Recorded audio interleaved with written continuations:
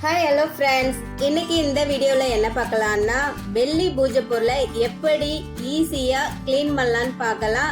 ஏற்கனவே நான் ஒரு வீடியோ போட்டிருந்தேன் பூஜை பொருளை எப்படி ஈஸியாக க்ளீன் பண்ணலான்னு. அது ரொம்ப நல்லாவே ரீச் ஆனது.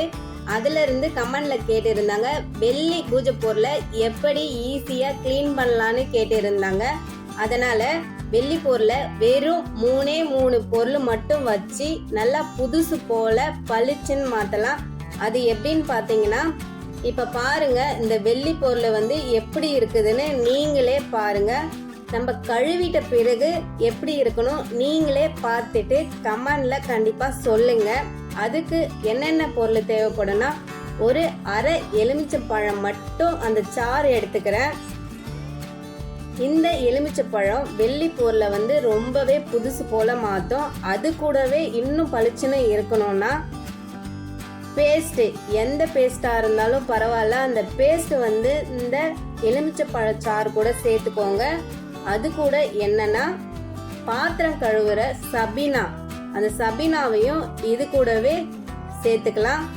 இந்த 3 பொருளும் சேரும் போது வெள்ளி பொருளெல்லாம் நல்லா சும்மா பளிச்சுன்னு இருக்கும். இந்த வீடியோவை நீங்க முழுசா பாருங்க. இதுல கடைசியா இன்னும் ஒரு டிப்ஸும் சொல்லியிருக்கேன். அது நீங்க சேர்த்தீங்கன்னா நல்லா சூப்பரா பளிச்சுன்னு இருக்கும். இப்ப பாருங்க இந்த 3 பொருளையும் நல்லா ஒரு பேஸ்ட் பதத்துக்கு நல்லா கிண்டிட்டு, இப்போ இந்த வச்சிருக்கிற காமாட்சி அம்மன் விளக்கு மேல இது எல்லா இடத்துலயும் படுற மாதிரி நல்லா தேய்ச்சி விட்டுருங்க. அதுக்கப்புறம் ஒரு ப்ரஷ்ஷை எடுத்து கொஞ்சம் நல்லா தேய்ங்க. இப்போ பாருங்க ப்ரஷ்ஷில் தேய்க்கிறது தப்பு கிடையாது, ஏன்னா இது ஒரு புது ப்ரஷ்ஷு தான்.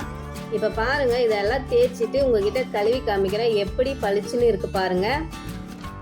இந்த மெத்தடில் நீங்கள் ஒரு ட்ரை பண்ணினீங்கன்னா அடுத்தடுத்து நீங்கள் இது போலவே பூஜை பொருளை தேய்ப்பீங்க.